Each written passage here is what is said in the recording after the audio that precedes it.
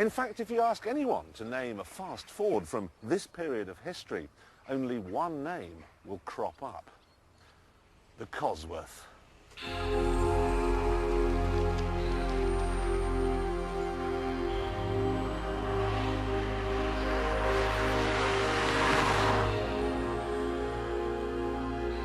The turbo on the early models worked in geological time. And it had the most preposterous wide-boy image. But you tended not to be thinking about that sort of thing as you came out of a little left-right kink and nailed it. This really was the ultimate hot hatchback. Now this is not any old Cosworth. It used to be mine. This was the very car I used to run around in the early 90s.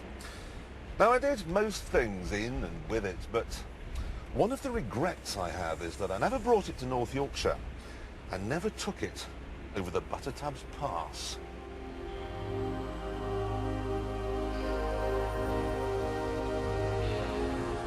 Time now to rectify that. One of my all-time favourite roads is going to meet one of my all-time favourite cars.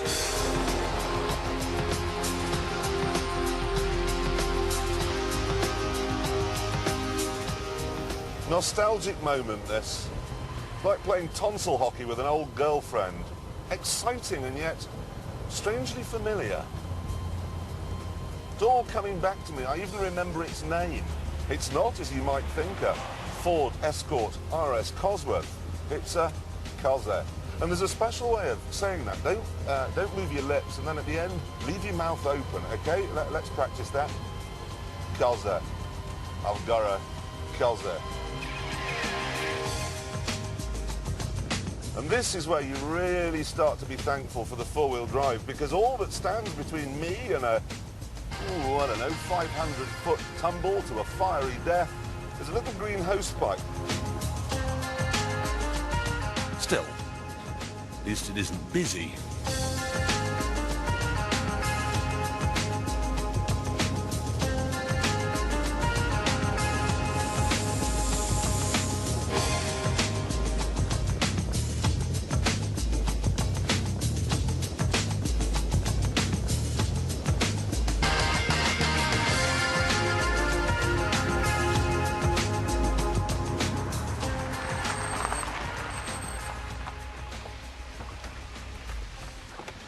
Now this is why this is called the Buttertubs Pass. These are the Buttertubs here. They're big holes in the ground caused by years of precipitation eroding the carboniferous sedimentary limestone. Now the important thing to remember about this geological... Sorry, but big holes in the ground are no match for getting out there and making big holes in the air.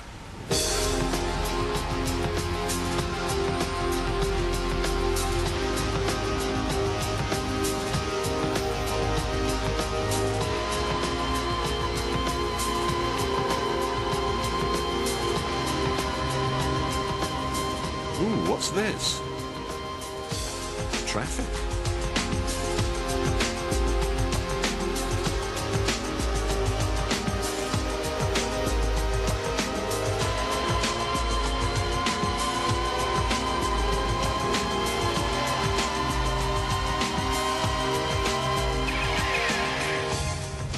Feel the big brakes, which of course you need on this road because you never know where the sheep's going to be, and they're worth at least 50p these days.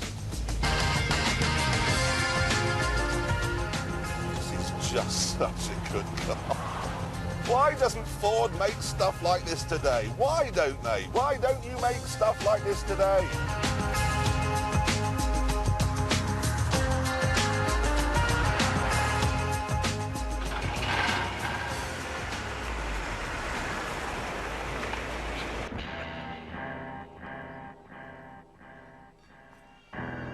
The trouble is, of course, that the Cosworth came along just as the 80s began to implode.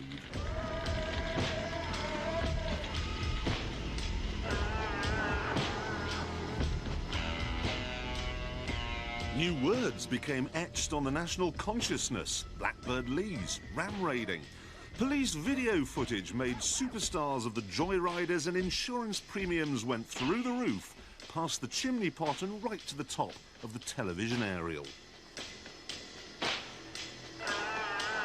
I was once quoted £25,000 to insure a Cosworth for 1 year, £3,000 more than it was worth.